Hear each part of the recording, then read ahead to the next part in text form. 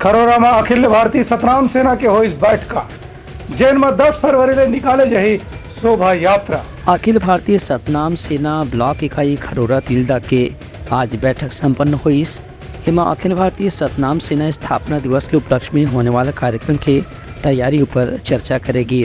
अखिल भारतीय सतनाम सेना ब्लॉक इकाई खरोरा तिल्दा के बैठक रेस्ट हाउस में हुई, जेमा के मुख्य अतिथि के रूप में धर्मगुरु युवराज गुरु सौरभ साहब जी शामिल हुई।